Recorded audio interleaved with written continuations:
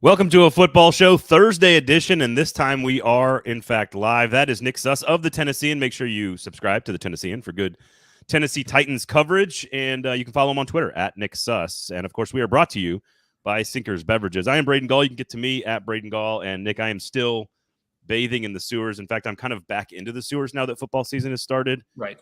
I don't know if that's a good, healthy decision for my life, but here I am. Here I sit on the sewers, in the sewers. It's possible to be out of the sewers. Like, you can just choose to not be in them. I did. I do that for most of the summer. Okay. And I take like a really healthy 3-month break from Twitter. I post very sort of infrequently. And now I just feel like I feel the need to tweet about, quarterbacks with high touchdown interception ratios and yards per attempt in G5 football. I need to. That's not what I feel the need to tweet about. When I have to restrain myself from tweeting, like last night I had to restrain myself from, I saw a tweet that Judd Apatow is directing a new movie based on the Cola Wars. And I wanted to go through and check if every single moment from We Didn't Start the Fire has a biopic about it and do a ratio of how many different We Didn't Start the Fire moments have movies. And that's what I had to restrain myself from tweeting about, not G5 EPA. The Ayatollahs are in Iran, Russians in Afghanistan. So I guess Argo could count for Ayatollahs in Iran.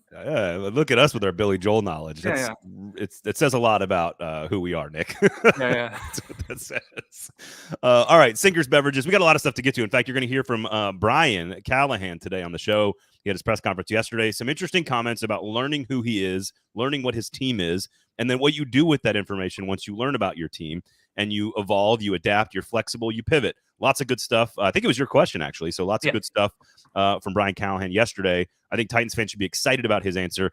The follow-up then is, can Will Levis and the offensive line execute what he's talking about? We'll get to that. We'll hear what he said about what he's working on with Will Levis after obviously a very difficult first week of offensive football for the Tennessee Titans. They, of course, will host the Jets this weekend in their home opener. We will discuss not only the Jets game and the defense, but also I know you have a story about the stadium, so we'll get to all of that coming up a little bit later on. And then a quick dessert, a quick wrap-up of the week to get you looking ahead to the SEC weekend, sort of some quick bullet points on what you should watch. We'll try to do that each and every Thursday on the show. Sinkers Beverages, of course, is the 3-time liquor store of the year in Nashville. Sign up for the In Crowd. That is where you get information. That's right, 3-peat. That is where you get information about what is happening with their products. If there's a really good bourbon drop, they're going to post it in the In-Crowd. If they've got special allocations that they want to distribute to In-Crowd members only, make sure you're on the list, and they will email you and say, look, we got this really killer bottle of X. Come on in and get it. Obviously, there's events going on all the time. So if there's tastings or whatever, you'll get information about that. Make sure you're following them on the socials as well. And Uber Eats, search Sinkers Beverages. And if you're not able to get to the Titan Stadium because of traffic and congestion and parking at Nissan Stadium on Sunday, you can have a watch party. Just have the booze delivered directly to your party. Don't go out and get more booze. Just have Sinkers deliver that right to your house. So they drive so you can drink. Sinkers Beverages and Bluegrass Beverages in Hendersonville. They've been serving their two communities for a combined 90 years. Over 50 years in Hendersonville and almost 40 years in East Nashville. So check out Sinkers Beverages and Bluegrass Beverages. All right, Nick, I want to start with, and this was your question. Do you want to set up the question here? I thought it was fascinating that he was talking about how 1 or 2 weeks maybe isn't good enough to learn who you are. Sometimes it takes 3 or 4 weeks to learn who you are. I'm not sure Titans fans or NFL fans in general have that level of patience, but what were you trying to accomplish with the question before we hear from Callahan's answer here? Yeah, when you think about the place Callahan's coming from in Cincinnati, they won the division in 21, went to the Super Bowl in 21, turned around and started 0-2 the next year. 22, they go 12-4. They went 12-2 after starting 0-2, win the division, come back the next year, start 0-2 again. This is a proof, it seems, that you don't always know who you are, even when you're established. And so I was curious, how do teams rebound? What is the process of figuring out who you are, and why do teams start slow and get better? And I thought Brian gave a really interesting, thought-provoking answer. All right, here was Brian Callahan. The audio's a little low, so pay attention here. This is Brian Callahan explaining his process for learning about his own team. I think we have one here where you are constantly in the first part of the season evaluating what it is that you do well.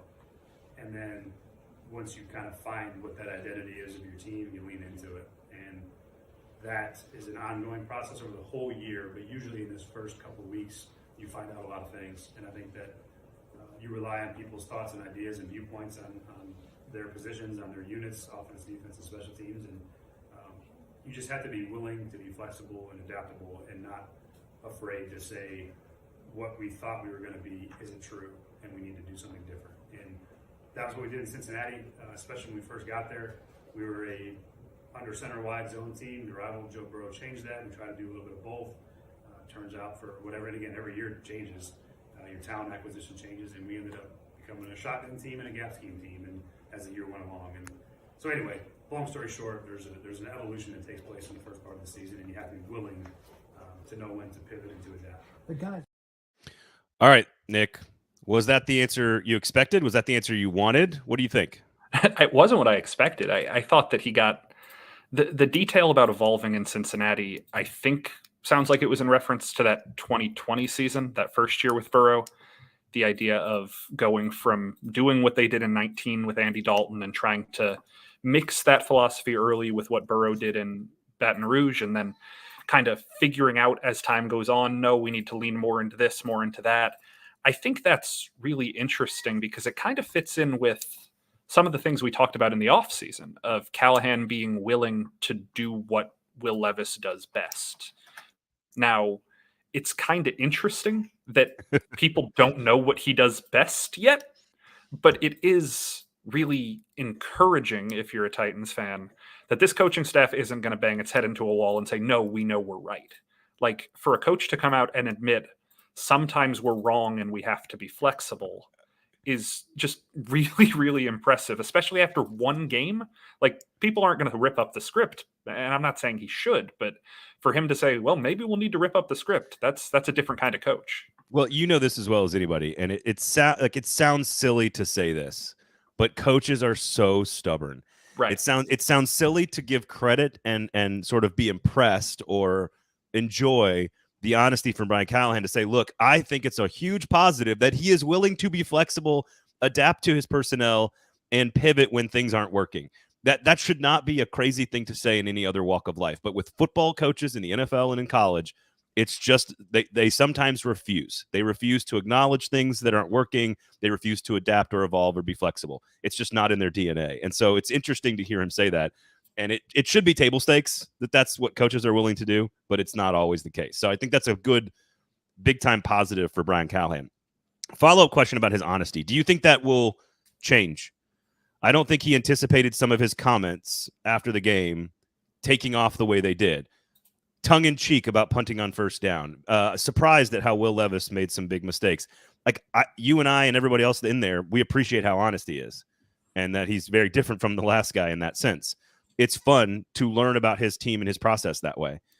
Do you think that some silly stuff like that, it takes off and all of a sudden people get the wrong idea, take it out of context, and maybe he starts changing his ways?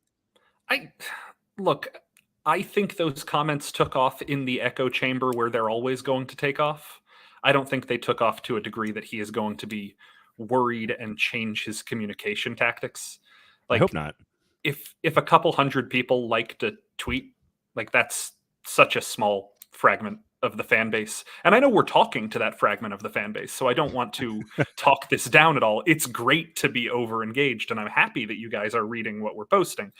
But yeah, I don't think that the average Titans fan is sitting here stewing that he said they should have punted on first down, because it was a joke. And also it was a toss-off comment about how good the defense played. Right. Well, but it's not even as much about Titans fans. And by the way, if you'd like to thumbs up on YouTube or share on Twitter or Facebook, we would appreciate it. You can jump into the comments as well, since we are live on Thursday mornings now. It's more about, like, if I say this as an ESPN employee, like if Greeny is all of a sudden pulling quotes from Brian Callahan on a show that, like, again, not many Titans fans probably watch, but it sort of can drive conversation in the larger NFL world.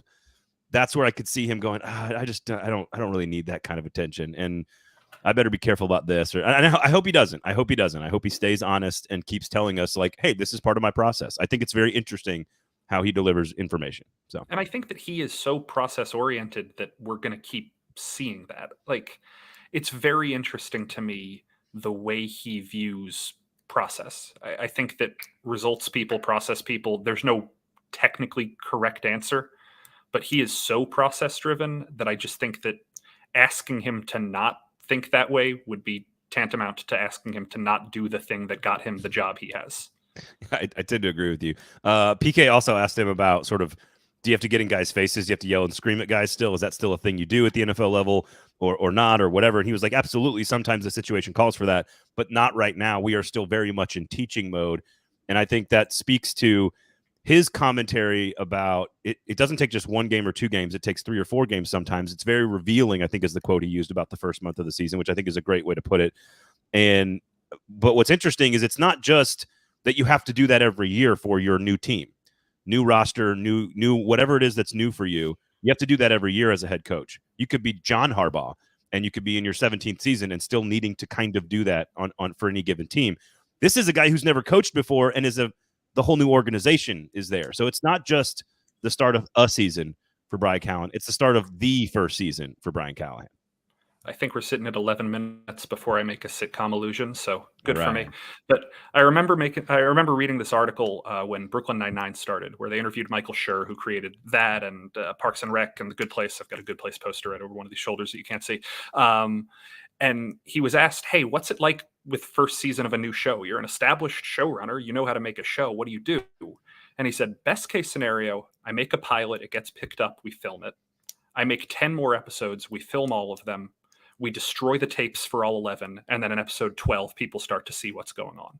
Because you want to build that chemistry. You want to see who works well with each other. You want to find the footing of, well, this is the joke timing. This is how we edit. This is how we pair people together. This is how we block.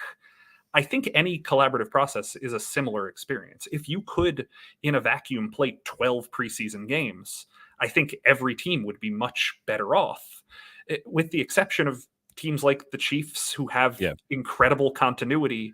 Most teams aren't who they were the year before. And when you're the Titans, where half of your team is new and almost entirely your coaching staff is new, you do need these games to figure out who you are. And unfortunately, you can't burn the tapes.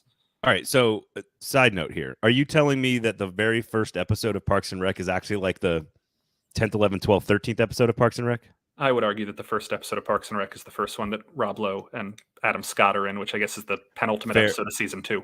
Fair enough. Probably, yes. You should probably burn the tapes of the first 11 or 12.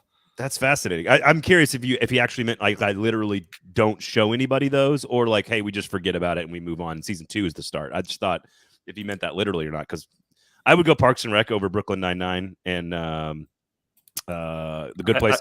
I'd go Good Place overall, but yes. Wife loves The Good Place. She's a big fan of The Good Place. All right, so again, I think it's fascinating. I don't know what that means from a scheme standpoint. Before we get to Levis, do you have any ideas what you think that means? Again, we're only one game in. The short passing game was going to be a part of his offensive feature, not a bug. It was going to be a part of it. The deep shots weren't really there, although I guess he tried once or twice on that, missed on both of them. What is it that you think that means tangibly on the field for this team? Is it more of a split for Spears and Pollard? Is it Hopkins being healthier? Like, what does that mean to you? Yeah, you hit on it with Hopkins. I think that it's tough to say what this offensive identity is going to be until we see a full use Hopkins, because I think that his ability to play over the middle and his ability to kind of draw attention away. Look, you're playing the Bears week 1.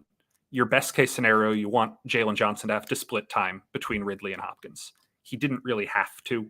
Hopkins was more of a decoy than anything else. It seemed like in the passing game, he had his one target, he made his one catch.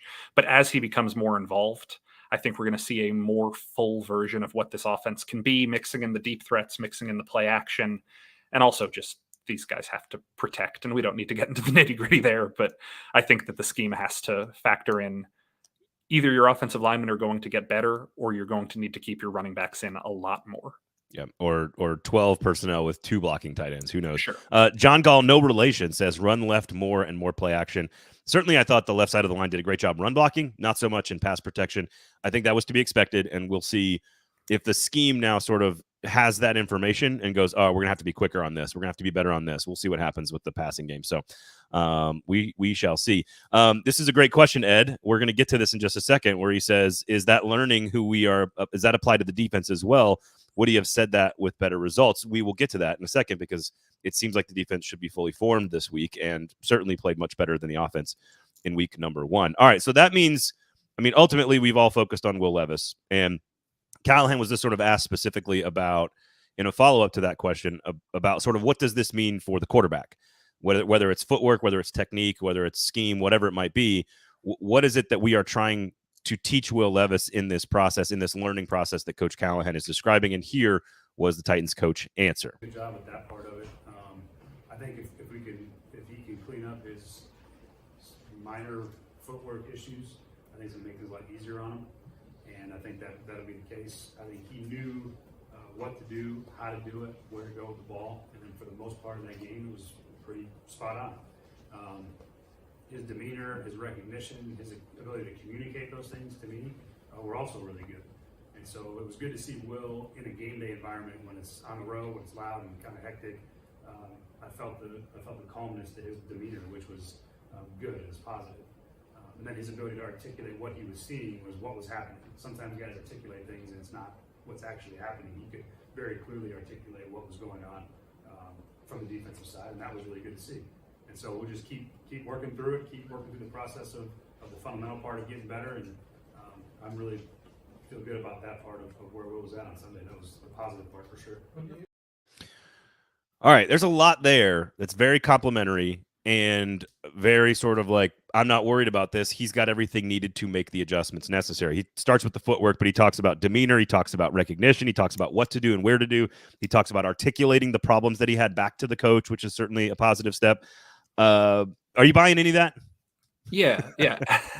As the winner of more than my fair share of Think Like the Coach awards when I played high school football, there's something to being able to articulate what you're seeing. And I think that's a really important skill, that there is not a disconnect between what you think you're seeing. It's not the seeing ghosts phenomenon of guy is just lost back there. And we've all seen the immense talent that Will has. So it's not a matter of, if he's recognizing what's happening and he has the ability to make things happen, there does have to be faith that he is capable of connecting one and one. So I do think if Callahan is coming out here and saying all of the input is working, it's just the output that's not working, it's easier to make the output work when you have the input than it is to teach the input. So I buy all of this.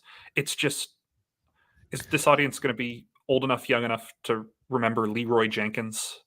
Leroy Jenkins. I don't know if that's old enough or young. I don't know what question is that. What is the right question? I don't know what that is. But like, that's just what I've thought about watching Will all 10 of his starts, is there's just one time a game where he goes Leroy Jenkins. That's exactly right.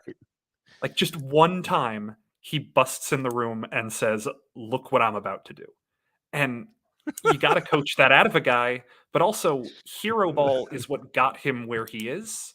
So like, it's complicated, and it goes back to what we were talking about with Callahan on Monday. Of Brian looks at him after the third quarter and says, we don't need you to try anything, play it vanilla. Yeah. And Will goes out and does not play it vanilla. He knows to play it vanilla, he just didn't. And so what is the disconnect there? I think that can be coached out. I think that you can be coached into being a little bit more of a heavy scare quotes on system quarterback. But I also don't know how somebody can rid themselves of the DNA that got them to be the successful person they are. Producer and host from 440, JT, who produces PK Show and hosts the Hot Read podcast with Stoney Keeley every Tuesday and Friday at 4 p.m. on the 440 Sports Network, says the audience has got to be too old. I kind of agree with that, even though how old is Leroy Jenkins? Isn't that like a 15-year-old thing? Oh, I'd say it's probably closer to 20, isn't it? Really? Get in the comments. If you guys remember Leroy Jenkins, let us know. What video game? Or it's a computer game, right? StarCraft or something? I don't know. World World of Warcraft, maybe? I've never played it, but I've definitely seen the highlights where they're all inside some cave or something, and the guy like runs out. He just like they're trying to. It's a role playing, right, fantasy game where they have to like strategize all their stuff, and And he basically just like, he's like, screw it, we're going to war. And he just like runs out and kamikazes and they all die. Yeah.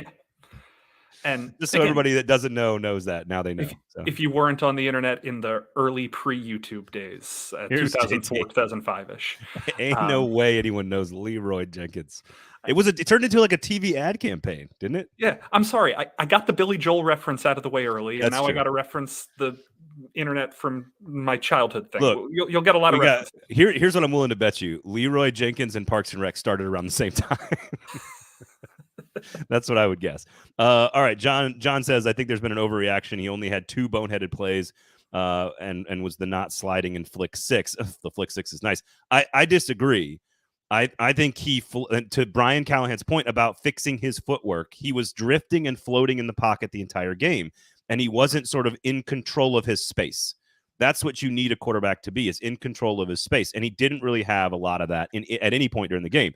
The Bears are good. It's the first game in a system, first game of the year on the road. Like there's a bunch of caveats here that we can say. It's not that, it's not the end of the world. So we shall see. Adam says, I'm pretty sure I remember it from high school when he graduated in 2005. Yeah, maybe it is too old. I thought it was more like a 2010 thing, but maybe I'm wrong on that. Okay. Either way, go watch the clip. It's hilarious. It's genuinely hilarious. Like very honest viral moment from a video game. Okay. So let's see here. The offensive line is another big part of this. And I don't know what you expect to see differently from that group. I think if you want to tell me that Skoronski, like Cushenberry was not as good in the run game, pretty good in the pass protection. Skoronski did not have his best game. I think it's fair to just say they're all going to be a little bit better moving forward. And I think that's fine. I am a big fan of not playing revisionist history. And like if we spend an entire offseason saying, hey, the offensive line will be better, but it might take some time. Don't get angry when it takes some time. Like this isn't preaching. This is just like the way my head works. We tend to overreact even when we expect the thing to happen. And so try and keep the perspective of, yeah, we thought this might be a work in progress. And look, it's a work in progress. That happens. And it happens in a positive way, too. Everybody overreacts when something good happens, too. So it's not just a negative thing. Segue. Yeah. Speaking of, and so Ed asked this earlier, said, is this learning still applied to the defense? Because, again, the defense played fairly well. I still think a lot more of that is tied to Caleb Williams making his first ever NFL start with a bunch of new weapons and a new coordinator for the Bears as well. It does feel like this unit will be completely healthy. Jamal Adams should be making his debut. I don't know exactly what role he will be in. Middle linebacker? I don't know. He could play a lot of different roles for this team. But ultimately, I think T'Vondre Sweat, if you go back and rewatch him, we talked very glowingly about him on Monday's show with PK. T'Vondre Sweat did everything you could ask of a second-round defensive tackle in the NFL, making his first ever NFL start. I think there were a lot of players. The corners did. I thought McCreary and the other and Awuzie and Snead played pretty solid games as well. So there's a lot to like on a unit that I had a lot of concerns about. And so what's the deal with the learning on the defense? Is it just veterans that are established stars versus rookies that are still learning? Is that all the difference is? I think that the thing that stood out to me is I expected the defense to be a little behind the curve because there's so much chemistry that needs to be developed with so many people who haven't played before. And on offense, there are a lot of people who haven't played before, and I kind of expected them to be a little bit ahead because tactically, rather, the offense knows what it's about to do. Like the offense always has the advantage of knowing the play call, knowing that they don't need to react to something else. Yet the defense, which has more new pieces and less certainty, seemed to know where it was going, be in communication, be in rhythm. And I think that adding Jamal into the mix, whether he's just a 12-snap role player or whether he's more of a 30 to 40-snap big nickel contributor, it's interesting. It's interesting that this defense is ahead. And to Ed's question of, well, would Brian be saying this about having to rip it up and learn things if they had better results? Yeah, because I think he did allude to this on defense. He was asked to follow up on that question that we played later in the press conference. And he talked about some of the things that he was learning from Sunday's game. And it's about seeing what people do well and knowing that that's the position you're supposed to put guys in. And I think that's the big takeaway from this defensive performance week one. It isn't, oh, they're going to give up 150 yards a game. This is the 2000 Titans / Ravens, whichever one you think was the better defense all over again. Now, what it probably means is we have evidence of if you put T'Vondre Sweat here and Jeffrey Simmons here, things are going to work out.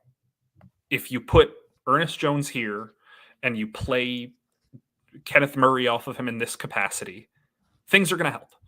And so you're building up this evidence of, well, this worked, this blitz package worked, this coverage scheme worked. And you are reminding yourself, oh, situationally, we can deploy that again. So it's not tearing things up doesn't mean, oh, let's do something completely new. It also means lean into things that you didn't know would be as successful as they were. And I think you now have a mountain of evidence from week one of things that can work. So you figure out how to deploy that, but disguise it. You figure out how to lean into it. And we also know this coaching staff has no problem running the same thing over and over and over again. We saw that on offense on those successful plays. It was like, well, just screw it. Run the same play to the left. It's going to work. So again, I think that it's really impressive the way the defense came out.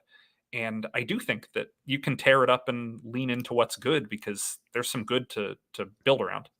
Well, and that's what I was going to ask you. It's interesting that you went that direction with like disguising it, because that's the key, right? With defense, you have to have fundamental principles with players that do the good thing well, and you have to put them in that place to do that good thing. But then you have to convince the offense that that's not what you're doing. You've got to convince the offense by showing them something completely different. We know that Denard Wilson wants to roll up his corners and play press man. We know he wants to get pressure from a lot of different places.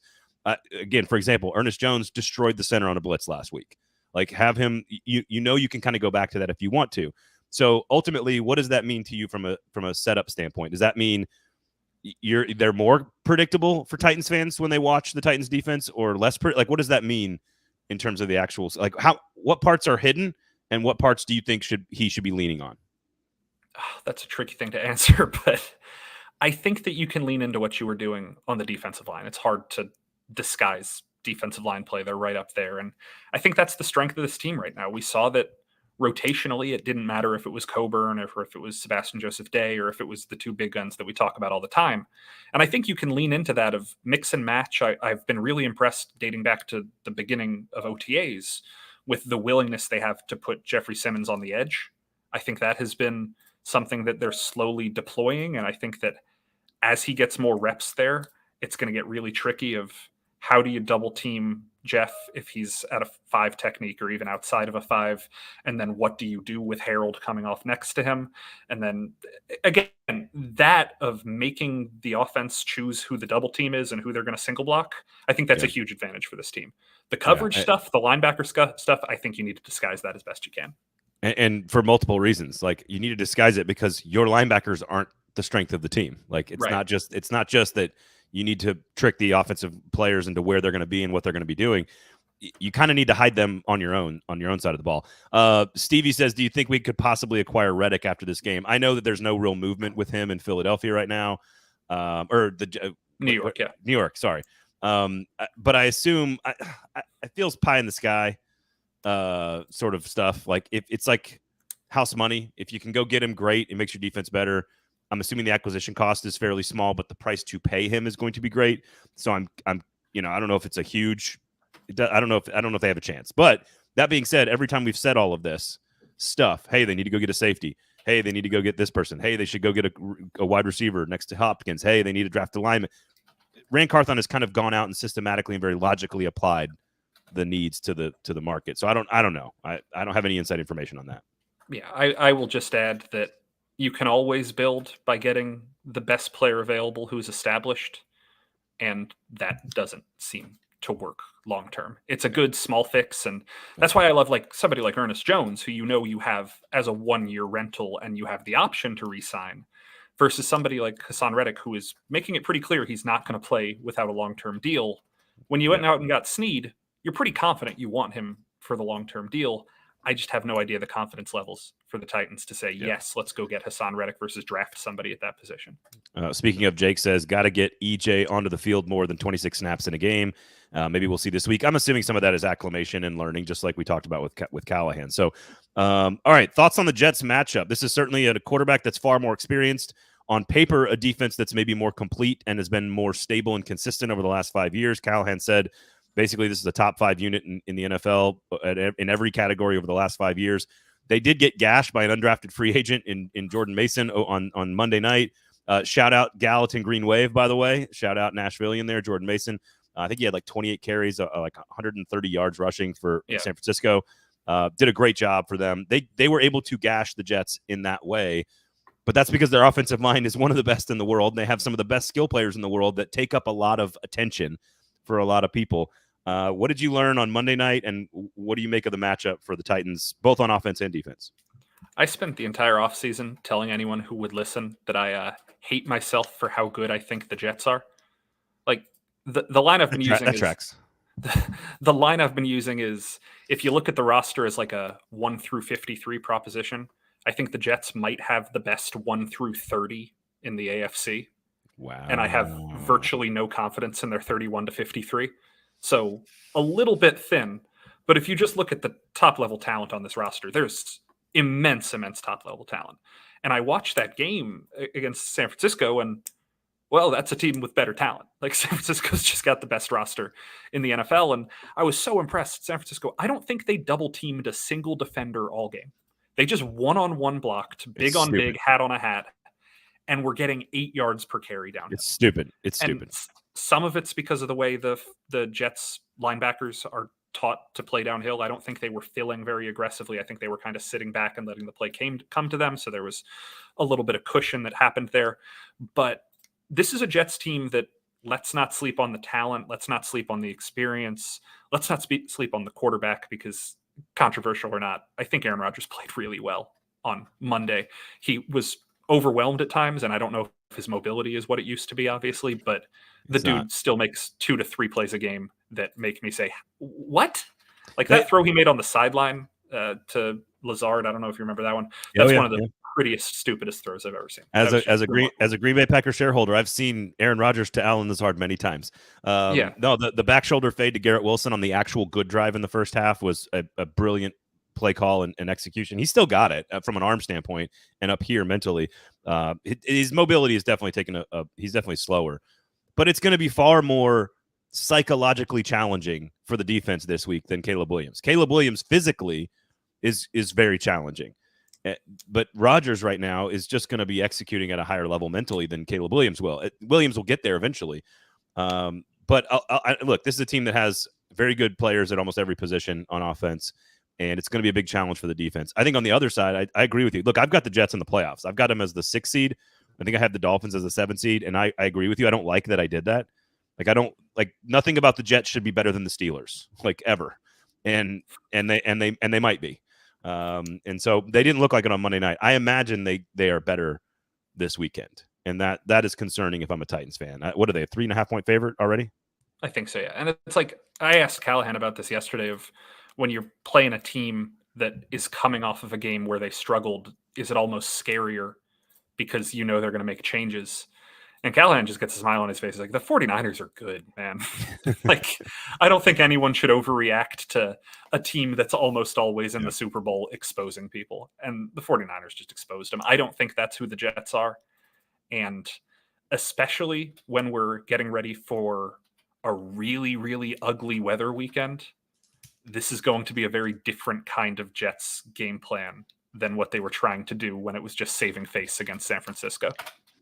Well, and honestly, common sense and logic here is like, look, the Niners were able to run the football extremely well with a I'm not going to say nobody, because, again, shout out Gallatin Green Wave, but they were able to do that with their what amounts to second string running attack. You would think that's like, all right, well, what did Brian Callahan see that he can now take advantage of with an offensive line that already is better at running the football, with Pollard and Spears being more dependable than anything Will Levis is doing? They've got to figure out a way to continue to lean on that until the other parts of the offense come around and start to learn and adapt and grow and pivot. Oh, completely. And with the way this Jets defense is set up, again, people are going to razz on their defensive line. I still think that a defensive line with Quinnen Williams and Javon Kinlaw is going to be pretty tough to move consistently. I'm not going to say that every team is going to be able to do what San Francisco did, but you saw what the Titans did against a pretty solid Bears front. Their run defense is remarkable. And so I think that the Titans do have the ability to kind of grind and pick up those plays in the run game. But neither of these teams want to become one-dimensional, and this shapes up to be a game where both teams might choose to become one-dimensional, and that's really tricky to handle. Especially if, especially like you said, we've got Francine, right? Hurricane Francine made landfall yesterday, I believe, and it's sort of working its way up Mississippi. Unsure of when it's going to get to Nashville, but it's supposed to rain today, on Thursday, Friday, Saturday, Sunday. It could be rainy the entire time. So conditions unsure, but the field should hold up, right? No longer that grass, as much as that hurts my heart as a football purist. But the field should be fine. So we'll see what the crowd is like if it's rainy. Nashville, rain after a bad game, bad traffic. We'll get to your article on the stadium in a second, but it's not shaping up to be a great recipe for a huge crowd on Sunday. We shall see. Let's see. John says our run game versus their run game. I would take ours. I do think Breece Hall is better than anything the Titans have. But Titans have they've got a good option. They've got an opportunity to be a very good rushing team by the end of the year, I think. And they still are pretty good right now. And consequentially, the Titans tackles are not 38 and 39 years old, right, or whatever it is. Listen, Olu Fashanu could get into the game. You never know. That would immediately change that. Jake says Titans went from playing one of the youngest rosters in the league to by far the oldest, which creates opportunity and challenges. That's the way this works. Sinkers Beverages, of course. If you're not going to the game on Sunday and you don't want to deal with all the traffic and all the construction and all the stuff that's down around the Nissan Stadium parking lot, make sure you shop at Sinkers and Bluegrass Beverages, the two liquor stores that serve Hendersonville and East Nashville. Shop at those two places to provide all of your liquor store party needs for your watch party for the Tennessee Titans or SEC football coming up this weekend. We're going to get to some SEC stuff in just a minute. Again, 3-time liquor store of the year. As voted on by you, the Nashvillians, locally owned and operated for almost 40 years in East Nashville, Bluegrass, 50 years in Hendersonville. That's almost 100 years, Nick, of serving booze to Nashville. Nobody does it better than Sinkers and Bluegrass. Sign up for the in-crowd. Sign up for the Best of Bluegrass. Those are the two rewards groups for both of those stores. Make sure you shop there and sign up because it will you'll benefit from it greatly. They'll help you out if you have any needs, wine, booze, bourbon, whatever, but they're also going to give you some deals and some stuff that the regular customers don't get. So sign up for the in-crowd and give them a follow on the socials. That's where you can kind of keep track of what's going on with the stores as well. So there you have it. Make sure you subscribe to the Tennessean as well. If you want to pay for good journalism and go read Nick's work over at the Tennessean, make sure you sign up and pay. It's a couple bucks. It's not very expensive. Go support the work for people like Nick. So, story this week about the stadium. Sure. What do people need to know about what's happening on Sunday around Nissan Stadium? So, if we're talking about traffic, first of all, I think it's 7,000 spots on campus have been. It might be 6,000 have been reduced because of construction. So most parking is going to have to be off campus. But the Titans still estimate there are 20,000 parking spots available within 1 mile of Nissan Stadium. So, what? So there should not be an issue. Where are they talking about these spots? There are, I believe, 4 PNC garages that the Titans are partnering with, including I think the AT&T building is a partnered garage this season. So walk across the river from Printer's Alley in a rainstorm. Got it. So What I was going to say, WeGo this season is offering all bus trips free on Titans game days. So WeGo buses will essentially function as a shuttle to Titans games if you need to park further away. The rain is going to complicate walking, but again, not to be a mouthpiece, the Titans will recommend you should not use the Siegenthaler Bridge. There's a little bit too much congestion there. They would recommend using the Woodland Bridge if you're walking to the game. But I also think that because parking is going to be off campus more regularly, getting out of the game should be a lot easier. I think that spread is going to make it easier to get home. Getting to the game... For people like you and me parked next to the stadium. Getting to the game and getting back and forth from your car might be a little bit complicated. But I think there's probably... Go ahead. Well, I was going to say there's a WeGo route. There's a bunch of them, obviously. You've got the Shelby and you've got the 56 that runs from the downtown depot to 5 Points. Any place on 5 Points will be a good place, or any place on Gallatin Road and East Side will be smart to park at because the bus will run from Gallatin right there to the stadium by the Juvenile Detention Center there.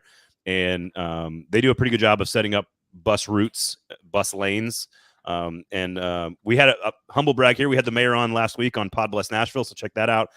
Mayor O'Connell alluded to the fact that there's a lot of stuff planned for Titans games from the public transportation system. So make sure you check out that show and that interview. But I agree. I think you should take the bus. I think it sounds crazy, but the downtown depot from Shelby, from 5 Points, the buses are going to be I think they're actually going to be more convenient than people realize. And for free, come on. And another thing I want to test, people listening here, if you have interest in this, the Titans are offering a bike valet for games this year, and I have no idea what it's going to take for somebody to take the Titans up on that. But if anybody has the means and lives close enough to bike to the game, I should do that experience. Should I write a story? Can I write a story for you? Please tell me, report back, bike to the game, tell me what the experience is like, because I am fascinated what an NFL, because I know they do it at SC games, but obviously getting to Nissan is a little bit different than getting through the neighborhoods to get to Geodis. Well, I know that Geodis has all the bike racks like right there by the entrances, so you can lock them up, and they've got the electric bikes too, where you can rent them there and then drop them off somewhere else. So if you want to leave the stadium, you grab an electric bike and you can, it's like those line bikes or whatever. It'll be interesting to see. Like I would love to do it if I wasn't going to be in the press box. I don't want to be soaking wet or sweaty, so I'm not going to ride a bike. If I was going like to a game as a fan, I would absolutely consider riding a bike. Because here's the thing, we did a test route. We did a test run on public transportation on a preseason game. My co-host did on the other show that I was just talking about. And he said by far the most efficient way to get, I can't believe I'm about to say this, but the most efficient way to get to those preseason games was electric scooter. Fantastic. Love it. And I hate that, but I kind of love it at the same time. So there you go. While we're talking stadium, do you want to get into the nitty gritty about construction stuff? Do any of you guys Let's care? do it. Yeah, I do. I want to hear about it. So I asked one of the managers of the project the other day, if I were to stand where the 50-yard line is going to be at new Nissan Stadium and just spin a 360, what would I see right now? And the answer is pretty interesting. I think that if you stand on the 50-yard line and look west, so the west stands, which you will be able to see from the east stands of the existing Nissan Stadium if you want to go up the walkway. Yeah. So standing on the 50-yard line looking east, you'd be looking right at the old stadium. Yes. Yeah. And so if you look at those west stands, they started in the northwest corner of the stadium. They are in the process of laying the concrete that will become the superstructure of the stadium.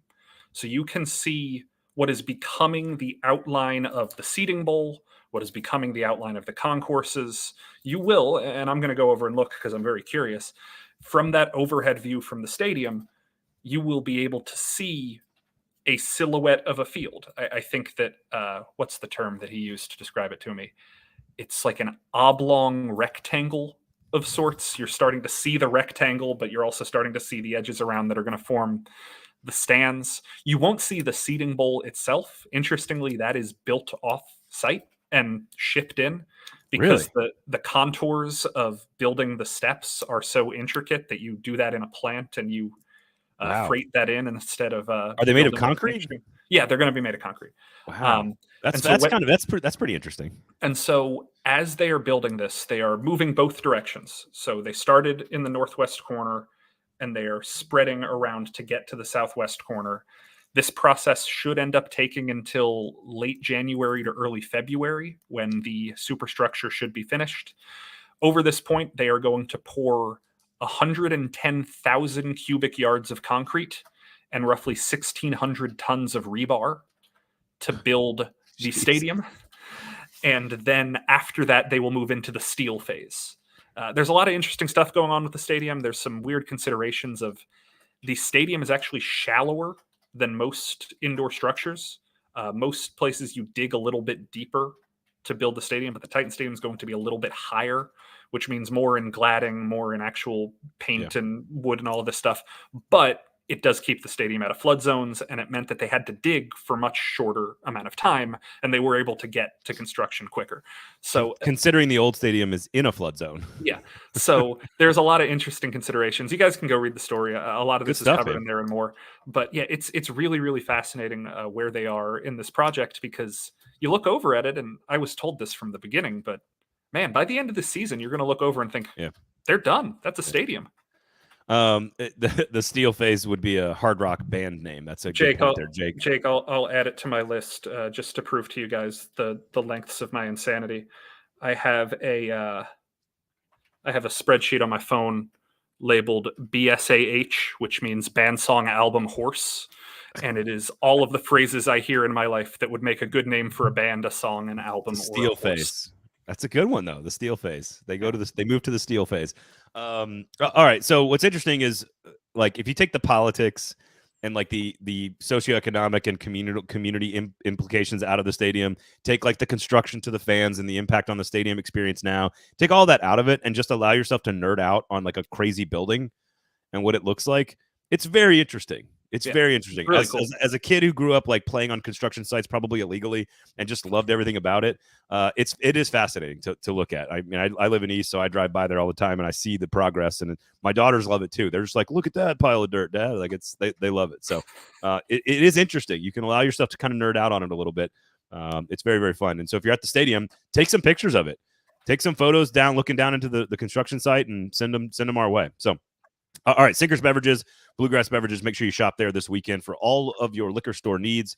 They are locally owned and operated. You guys are great local fans of this local show and local products, local writers, local music. Support good local business, Sinkers Beverages. All right, so some quick stuff here in the SEC. We'll get you kind of prepared for the weekend, week 3 in the conference. Not a huge slate of action across college football, but sort of what you need to know. Tennessee will play Kent State. They're like a 50-point favorite. I'm not even exaggerating. But they do look like a playoff team. Are you on board with the playoff hype around Nico and the Tennessee defensive line?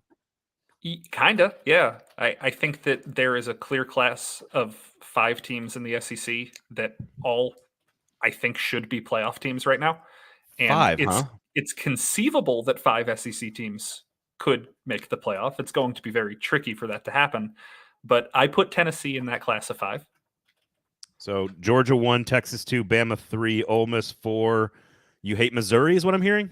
I have been fading Missouri the entire offseason. Really? All right. I'm not anti-Missouri. I just don't think of them in the same class. They play a super sneaky, fun quarterback. If you want to watch a football game, I think it's an 11 o'clock kick. Boston College, Missouri. Boston College is now ranked. And what's happened with the playoff, Nick, and I'm sure you agree with this, like if you're a Tennessee fan or if you're an Ole Miss fan and you are rooting for your team to make the playoffs, you need to now be fully vested in games like Boston College and Missouri because Castellanos is a really fun little jitterbug quarterback for Boston College. It's going to be a good challenge for what on paper so far has been a great defense for Missouri. Not the least of which is, Cook and Burden are just great and fun to watch on offense. Mm-hmm. But like how Missouri plays in this game could decide whether or not they are perceived to be better than Tennessee at the end of the year or not. So every one of these games is now kind of tied together. All these teams are now tied together every Saturday. Yeah, I heard it described to me when when I was still covering colleges and this playoff format was being pitched as this format is going to make the game where number 1 is playing number 3 a lot less important, but the game where number 10 is playing number 12 is going to be way more important. Yep. That's what we're saying. Every game is a resume game now for every team. It's. I'm already 2 weeks in, and I'm already loving how impactful Tennessee beating NC State what it actually means for their playoff chances. Look, the thing about Tennessee, and I've said this on SEC Football Live with Stephen Godfrey every Wednesday, 3:00 Central Time on the 440 Sports YouTube page, and everywhere you get your podcasts, you can go subscribe to that show. You can talk about Tennessee's win over NC State. You could talk about the defensive line. You could talk about James Pierce. You could talk about the linebacking core developing. You could talk about the offensive line playing really well, the running game and Dylan Sampson being excellent. You could talk about all of that before you get to Nico. And if you do all of that every single Saturday with Tennessee and then you get to Nico, they're going to be really good. I am just going to always lament the fact that, like, let's say we're playing the foregone conclusion game and expect Georgia, Texas to be the SEC title game, which I'm not saying that is. But if we play that, I am going to forever lament the idea that we don't get a 3rd place game with Ole Miss and Tennessee. I want to see those 2 teams play each other so badly. That would be so much fun. We are going to get a 3rd place game. It'll be in Neyland Stadium when Alabama and Tennessee play each other coming up on the 3rd Saturday in October. No, I think I had Bama, Georgia in the preseason.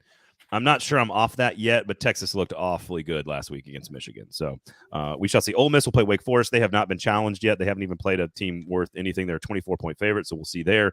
I do think Georgia dominated against Clemson. I do think they're going to potentially put a look. I said all summer I thought Mark Stoops was going to retire at the end of the year, Nick, and getting destroyed by South Carolina along the line of scrimmage, and then having to play 4 teams ranked in the top 7 over the course of the next 6 or 7 weeks. I think it's a bad environment for a coach who might have already been looking to leave Kentucky and or retire early. I think it's a bad situation for Mark Stoops, who's a very good coach. I just think Kirby Smart could further nudge him towards the retirement door this weekend. Kentucky plays Georgia tough, though. They always have. They do, but it never looks tough at the end. No, and it never looks fun. It's always a miserable game. It does not look enjoyable for the players. There's no doubt about that. Texas A&M goes on the road against Florida. They could. And where are you on Billy Napier? He's starting Graham Mertz instead of DJ Lagway. That seems stupid. I would start the 5-star freshman who would get fans excited and give your team a chance to create some upside.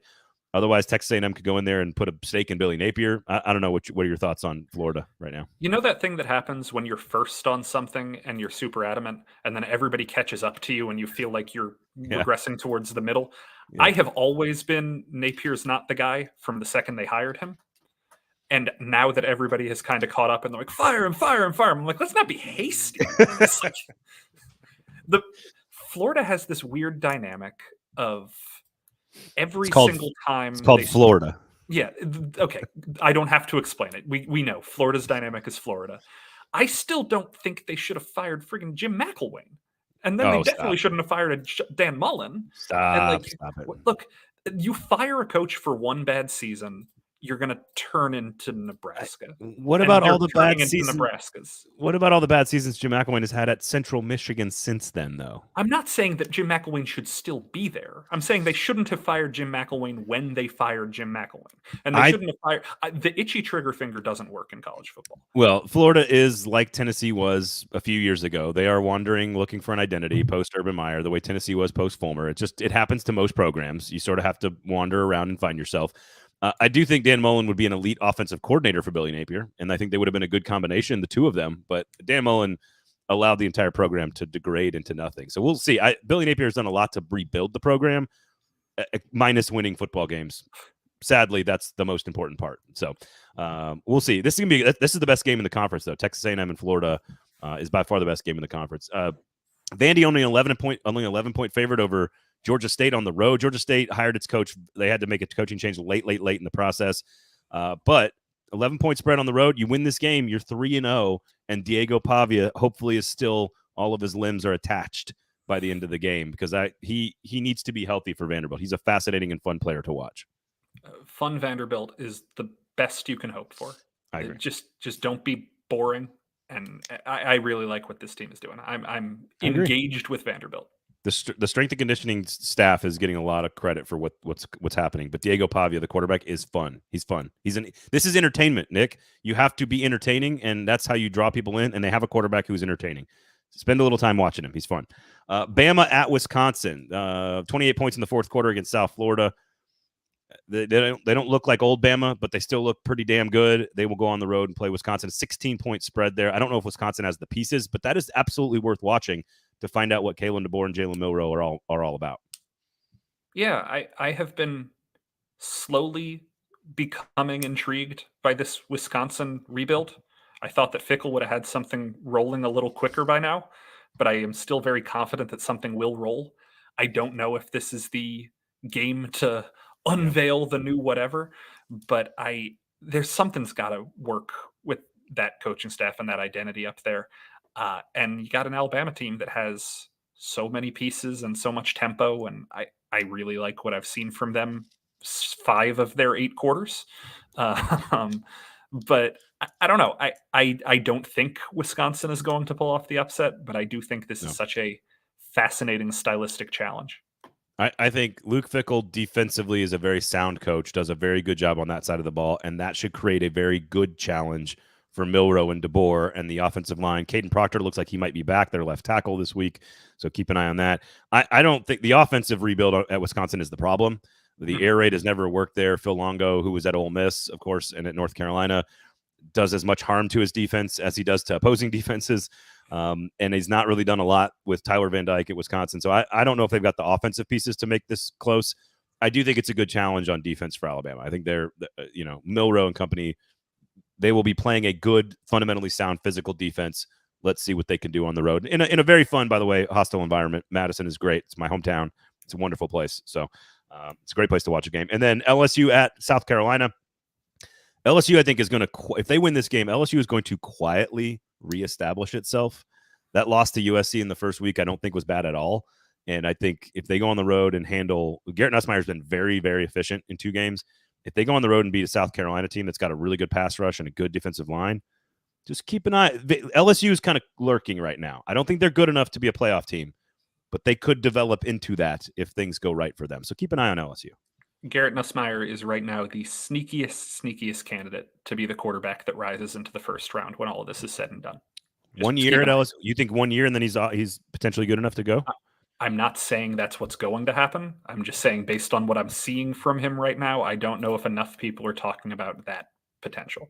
Father was a coach, played the NFL, like really, really smart, very accurate. He's been in complete control of the LSU offense, even against LSU or even against USC.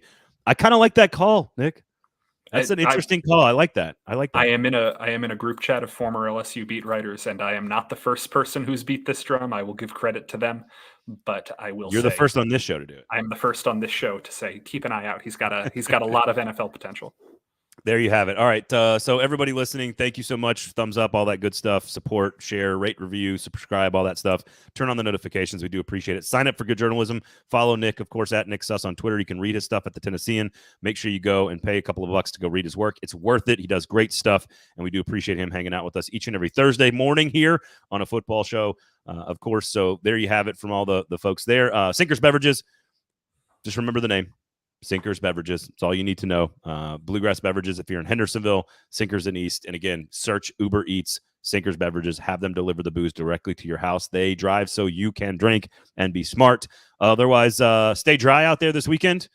That's about it. You got a final score prediction for me on the Titans game, Nick? 19-13. God. You're sadomasochistic, my man. I didn't say I want it to be that. That's just my prediction. Titans or Jets? Jets. Yeah, you still think they're that good. All right. There you have it. Thank you guys for all listening and hanging out. We do appreciate you. Thank you, Nick. My name is Braden Gall. You can get to me on Twitter at Braden Gall. We'll see you guys next week, Monday. Paul and I will be back on a football show. Paul will be back after, of course, the show on his feed on Sundays. And, of course, we got the hot read on Friday, so make sure you check all that out. For Nick, I am Braden. Thank you for listening. Have a great weekend, everybody.